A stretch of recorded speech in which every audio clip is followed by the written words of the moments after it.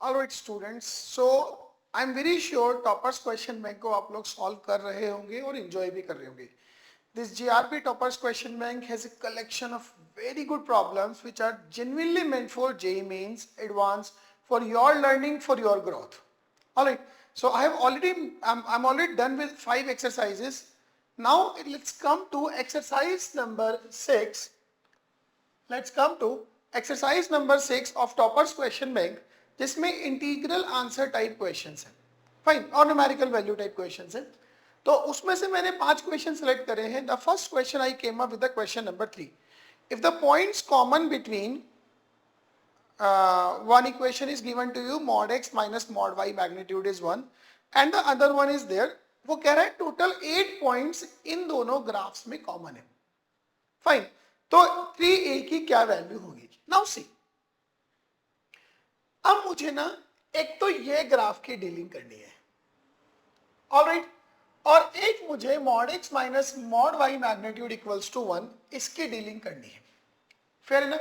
पहले मैं इस वाले पे आता हूं, that is 2a mod x mod y plus 1 minus 2 mod x minus a mod y equals to 0. Now from this and from this, if you take 2 mod x common, you are left with a mod y minus 1. You take minus common, minus 1 common, you left with a mod y minus 1 equals to 0. Am I correct? So it is 2 mod x minus 1 and a mod y minus 1 equals to 0. So with this much of calculation, what do you get? 2 mod x minus 1 0 and a mod y minus 1 also 0. Means mod x equals to half and mod y equals to 1 upon a. Correct है? अब ये तो simply लाइनें हैं which are parallel to x axis, parallel to y axis. इनको सोचेंगे बाद में. अब मेरा जो दूसरा टास्क है ना, to draw this graph, and that is mod x minus mod y equals to plus minus 1. अब ऐसे सोचो,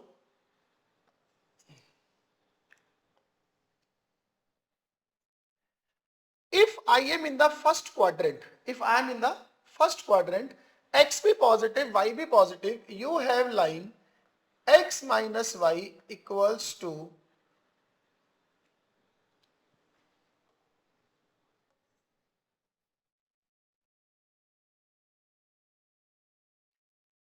दूसरा टास्क है वो है सोचना है इसको, that is magnitude of mod x minus mod y is equals to 1. अगर आप ध्यान दोगे ना, ये वाला ग्राफ, ये x एक्सिस के अबाउट भी सिमेट्रिक है क्योंकि y को माइनस y रखने से कोई फर्क नहीं पड़ रहा. ये y एक्सिस के अबाउट भी सिमेट्रिक है क्योंकि x को माइनस y रखने से फर्क नहीं पड़ रहा.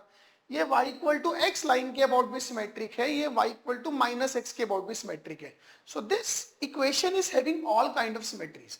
तो अगर मैं एक पोर्शन में भी इसका ग्राफ बना लूंगा तो फिर उसकी मिरर इमेजेस बनाता रहूंगा, मेरा काम चल जाएगा. फाइन. अब आप देखो, अगर मैं ये सोचूं कि x भी 0 से बड़ा, y भी 0 से बड़ा and x more than y, तो आपके पास जो इक्वेशन है वो है x minus y equals to 1.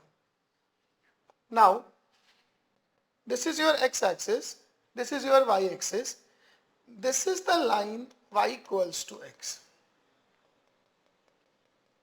अगर मैं इसके नीचे नीचे रहता हूं तो x की वैल्यू y से ग्रेटर होगी.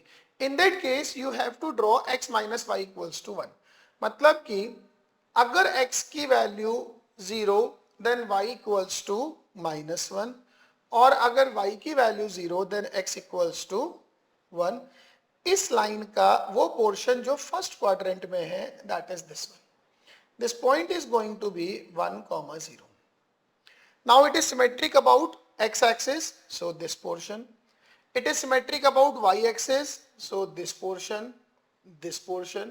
It is symmetric about the line y equals to x, so this portion, and symmetric about the line y equals to, well, all kind of symmetries you consider like this.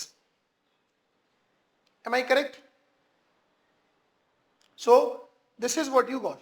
Now दो लाइनें हैं, एक तो है x equals two plus minus 1/2. x equals to plus minus 1/2 is this line. This is x equals to half. This is x equals to minus half. Already आपके पास चार solution आ गए हैं. Now you are looking for y equals to plus minus 1 upon a. Now y equals to plus minus 1 by a will be parallel to what? X axis.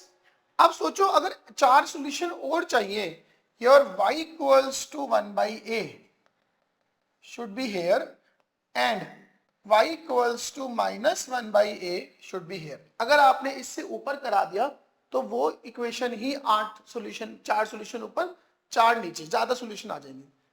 तो इसका मतलब क्या हुआ, that is 1 by a should lie between 0 to 1. Not even including 1. Got it? That means your a should be greater than 1. चीज देखो, इस तरह से मुझे a को 1 से बड़ा लेना पड़ेगा, but in the question they are saying that a is less than 1. तो इसका मतलब ये वाली चीज तो चलेगी नहीं, यहां तो हो गई कुछ गड़बड़. तो मैं इस लाइन को डिलीट करता हूं, इस लाइन को डिलीट करता हूं. Fine. And this calculation is also not worth considering for me. अब देखो, अगर मैं y equal to 1 by a line को ऐसे पास कराता हूं from this point, तो दो सॉल्यूशन पुराने वाले आएंगे जो रिपीटेड में काउंट हो जाएंगे और दो नए आएंगे. तो दैट इज द ओनली वे कि आप a को 1 से बड़ा भी रखो, a को 1 से छोटा रखो और सॉल्यूशन भी 8 ही आए. Now this point is what? This point is अगर x की वैल्यू 1/2 होगी, then x को अगर मैं 1/2 रखता हूं, then y will be 3/2. 1/2 comma 3/2. That means your 1 by a should be 3/2. So that means your 3a should be 2. Very good question, extremely conceptual. और सोचो इसको और कितने वेज में डिजाइन किया जा सकता है. अगर ये a लेस देन 1 ना दिया हो तो यहां पे और बहुत कुछ पूछ सकते हैं. अंडरस्टूड? बहुत बढ़िया क्वेश्चन है. दूसरी लाइन नीचे वाली ऐसे ही आ जाएगी in that case, and there will be a total of 8 solutions. Fair enough? Now let's come to another question. अब मैंने ना क्वेश्चन नंबर 4 उठाया है. f from R to R is fx equals to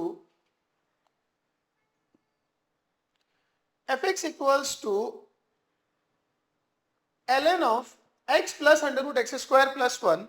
Find the minimum number of solutions of the equation f inverse x equals to e की power minus mod x mod उसका भी. पहले इसका inverse निकालने की कोशिश करते हैं. fx equals to, say it is y, that is ln of x plus under root of x square plus 1. That means x plus under root of x square plus 1 is e to the power y. So root 1 plus x square minus x is going to be e to the power minus y. मैंने equation का reciprocal कर दिया. Now if I subtract both the equations, so x you are going to get as e to the power y minus e to the power minus y upon 2. So your f inverse x is e to the power x minus e to the power minus x upon 2. So I assume you are already aware how to get the inverse of a function. Now let's put it here. So that is e to the power x minus e to the power minus x upon 2 mod is e to the power minus mod x. That means e to the power x minus e to the power x mod is 2 e to the power minus mod x. Fine. Now I'll make a couple of cases. See, if your x is greater than 0, definitely e to the power x is going to be more than e to the power minus x. So it will be e to the power x minus e to the power minus x is 2 e to the power minus x. So e to the power x is 3 e to the power minus x. So e to the power 2x is going to be 3. So x is going to be half of ln 3, which is more than 0 and which is going to be a solution. Yes or no? Now let's come to second part. If x is less than 0, then this quantity is going to be negative. In that case, e to the power minus x minus e to the power x is 2 e to the power x. Because if x is negative, mod x will also be minus x. So in that case, e to the power minus x is 3 e to the power x. So e to the power 2x is going to be 1 by 3. So x is going to be half of ln 3 with a negative sign, which is negative and which is also a solution. So there are two solutions in this, say, equation. Fine. So again, with this question we learn how to get the inverse of a function, how to solve the equations of this type. Fine. Now let's move to the another one.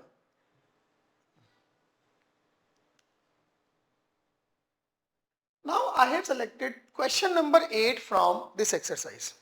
See, the question is n is the set of all natural numbers, r is the set of all real numbers. A function f from n to r is given by this, then the value of something.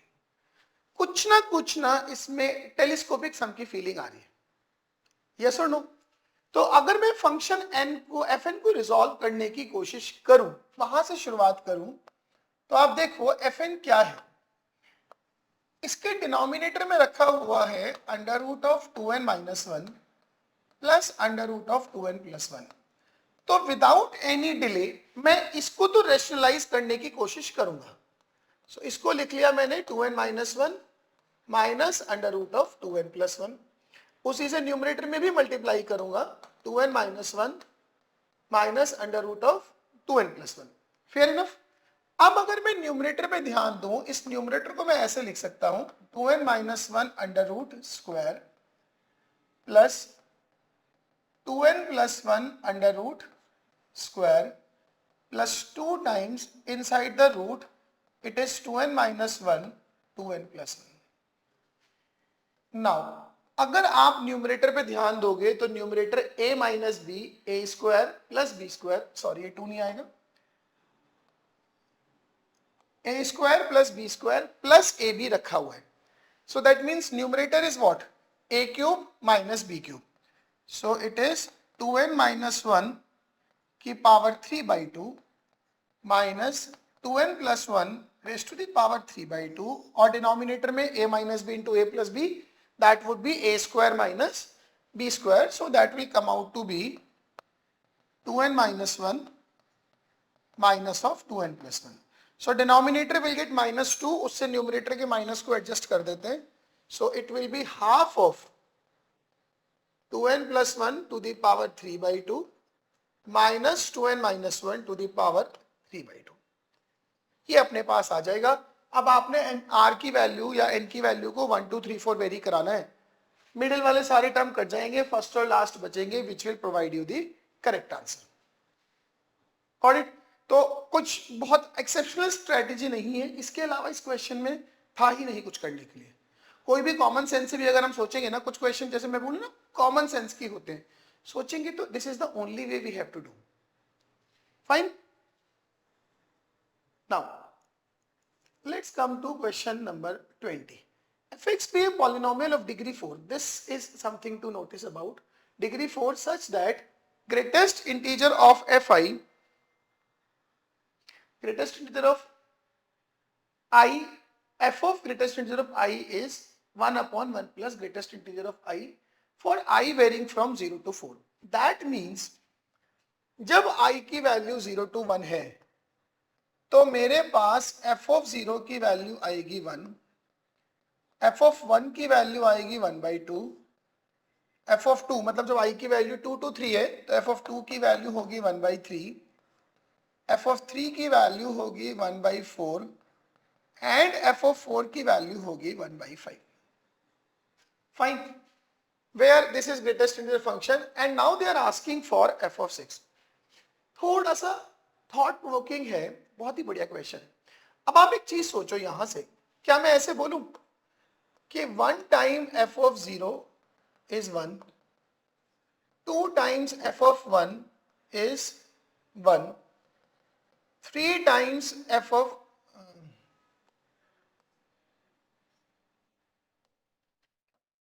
2 times f of 1 is 1, 3 times f of 2 is 1, 4 times f of 3 that is also 1 and from here 5 times f of 4 is also 1.